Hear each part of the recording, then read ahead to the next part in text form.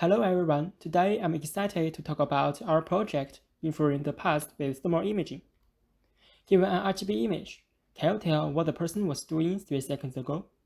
It seems that there are infinitely many possible answers. However, with thermal imaging, the question gets much easier. Thermal camera can capture the heat left on the object during past human-object interaction, providing us rich information about past human behavior. Now, given a thermal image, we can easily tell where the person was sitting. In this work, our goal is to develop a model that can infer the pose of a person 3 seconds ago through thermal imaging. We collected an Indo-human motion dataset, including RGB-Thermal and RGB-Depth videos, and we proposed a 3-stage model which can provide multiple possible past poses. Our model demonstrates the capability to comprehend small information and provide reasonable results in complex scenes.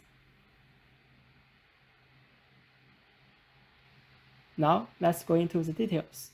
Our small indoor motion dataset contains synchronized RGB thermal and RGB depth videos of indoor human motion. In each video, the person moves around the room and interacts with the environment. The dataset involves 2 actors and 3 rooms, and for each room, we record videos from various view angles to ensure data diversity. There are 24 types of actions performed by the actor, such as touching a bottle, sitting on a chair, or lying on a sofa. We manually annotate the start and end time of each action. The total length of the videos is more than 10 hours. Now we have the data.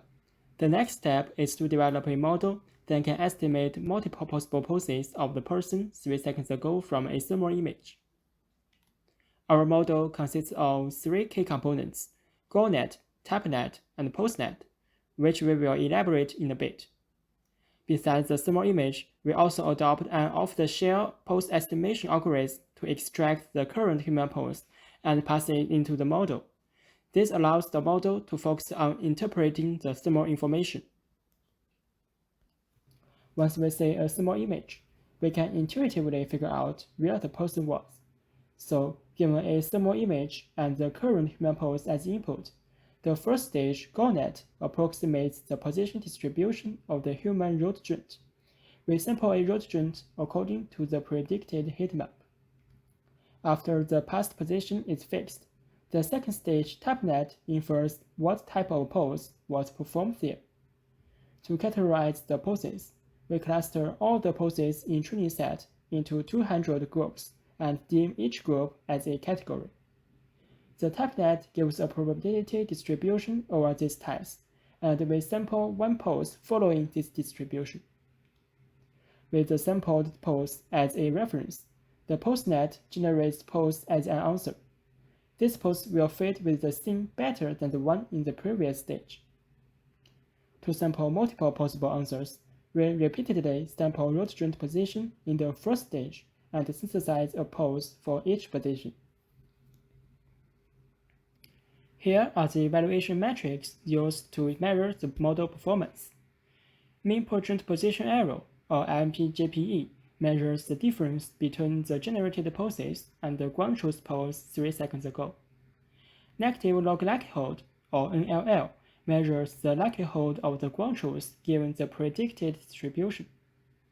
Semantic score measures whether the generated poses fit with the scene affordance. First, we compare our method with KNN and a 1-stage hourglass baseline. Our model outperforms all the baselines in all metrics.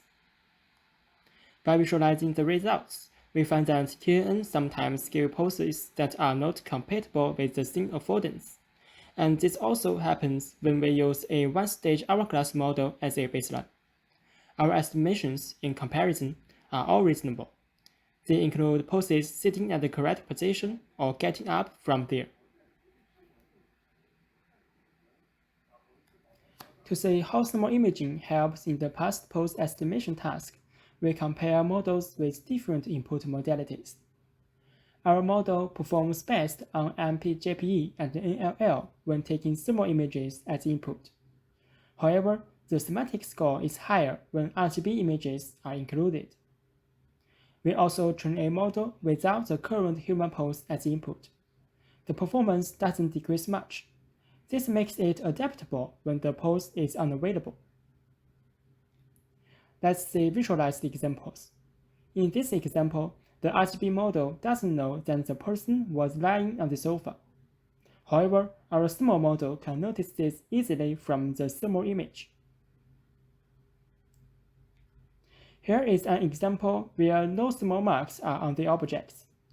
The RGB model synthesizes sitting poses. This is impossible. Our model is aware of this information and only generates walking poses.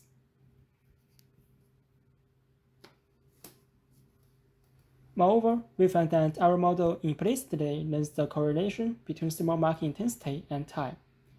After the person leaves from the object, the heat of the object dissipates, and the thermal mark gets darker and darker.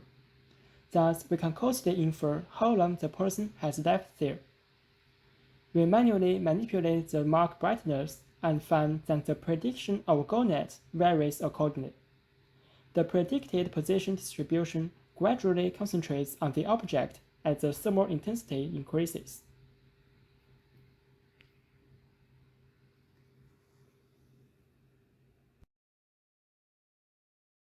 To investigate how our model generalizes to other actors and environments, we conduct a test on held-out data with new furnish arrangement, new background, new actor, and new room. They are not contained in the training data. Although the model performance deteriorates in the new settings, the thermal model is still better than the RGB model. Particularly, when a new background or room is involved, the performance decrease of the thermal model is much smaller than that of its RGB counterpart. Therefore, the thermal model generalizes well when the environment's appearance changes. In conclusion, this work proposes a novel task, estimating the past human pose with thermal image. We publish a thermal IM dataset containing RGB thermal depth videos about indoor human motion. We also develop a model to tackle this task. Our experiments show that our method outperforms the baselines, and the availability of thermal images makes the problem easy. Moreover, thermal model generalizes well on environment's appearance. More technical details and examples are included in our paper. Thank you for your attention.